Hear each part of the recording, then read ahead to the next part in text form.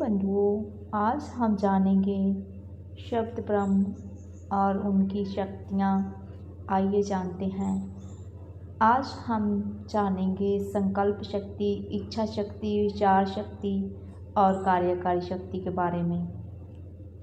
और साथ में इन सब शक्तियों के स्वामी कौन हैं, यह भी जानेंगे।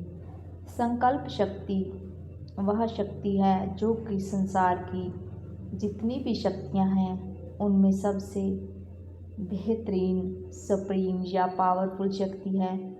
इसके आगे संसार की कोई भी शक्ति कुछ नहीं है, तुच्छ ही है। यह वह सुप्रीम पावर है जिसका प्रयोग स्वयं परमात्मा करते हैं। संकल्प शक्ति परम तत्व रूप शब्द ब्रह्म की अंगभूता एकमात्र सेविका रूप आदि शक्ति है, जो एकमात्र परम ब्रह्म परमेश्वर के साथ ही संयुक्त और सहयोगी रूप में रहती है और कार्य करती है। यही महामाया तथा मूल प्रकृति भी है। सृष्टि की उत्पत्ति और विलय भी इसी के द्वारा ही होता है। समस्त शक्तियों, अधिकारों और क्रियाओं से युक्त रहने के बावजूद भी यह सदा सर्वदा और सभी अवस्थाओं में भी एकमात्र परम ब्रह्म की अनुगामिनी रूप में रहती है। इसके प्रत्येक कार्य संकल्प के आधार पर होते हैं तथा महाकारण के अधिकारों के रूप में यह रहती है। इन आँखों से जो कुछ भी दिखाई दे रहा है वह सब परमात्मा और प्रकृति द्वारा स्वयं हो रहा है।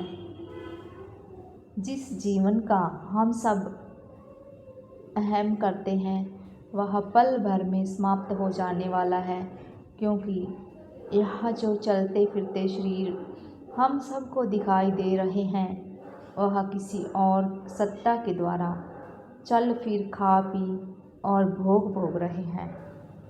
इस शरीर का एक भी क्रियाकलाप हमारे बस में नहीं है।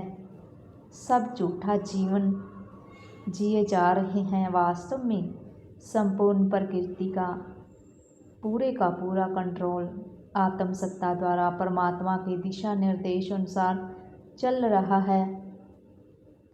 यह सब झूठी मैं के वास्तविक स्रोत परमात्मा में विलय होते हुए तत्व ज्ञान के द्वारा जाना और प्रैक्टिकल देखा जाता है और इसमें प्रविष्ट हुआ जाता है। यहाँ यह जानना अति आवश्यक है कि देवताओं को खुद से श्रेष्ठ समझना मानव की नादानी है। इच्छा शक्ति, विल पावर, देव वर्ग के पास केवल मात्र इच्छा शक्ति ही है जिसके द्वारा वह अपना प्रत्येक कार्य करते हैं। फिर भी वह खुद को बलहीन ही समझते हैं। संकल्प शक्ति प्रतिकूल इसका कोई कार्य नहीं होता। यदि यह चाहे तभी प्रभावी नहीं हो सकती। यह हमेशा ही कारण रूप में रहती है। विचार शक्ति, थिंकिंग पावर, 84 लाख योनियों में मनुष्य योनि मात्र के कार्य करने के लिए मनुष्य के पास ही विचार शक्ति शिव शक्ति की तरफ से सूक्ष्म शरीर के रूप में जीव को मिलती है। दूसरे शब्दों में जीव मात्र विचार शक्ति के माध्यम से ही कार्य करता है।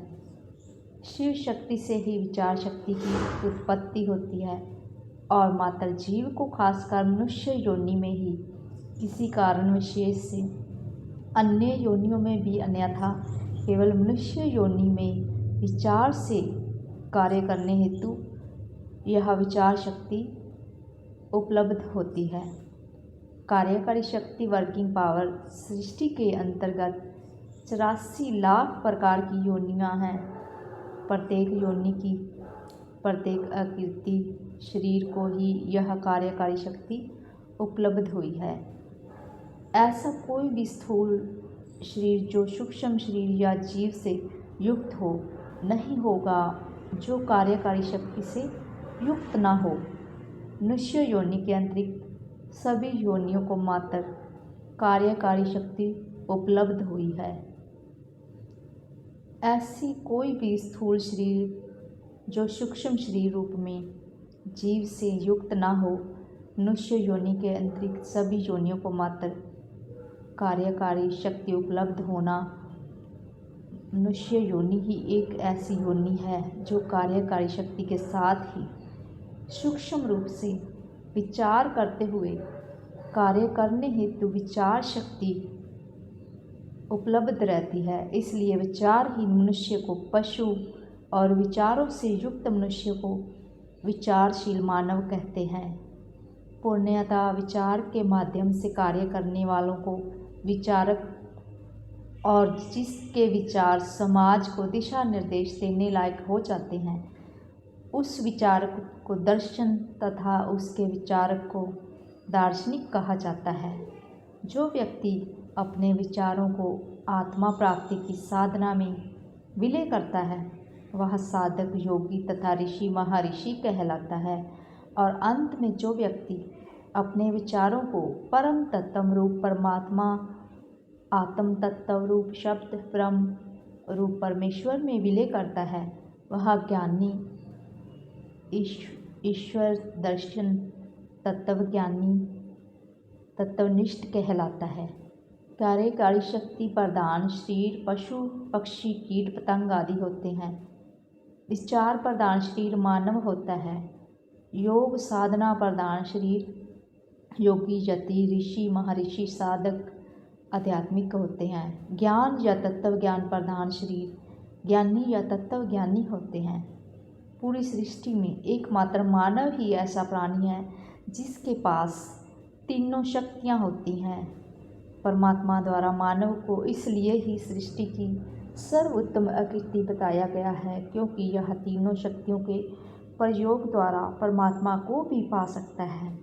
इच्छा शक्ति, विचार शक्ति और कार्यकारी शक्ति से भी श्रेष्ठ है संकल्प शक्ति, और जिसके द्वारा मानव अपने जीवन के परम उद्देश्य रूपी मंजिल की उपलब्धि को प्राप्त होकर उसी में विलय हो जाता है।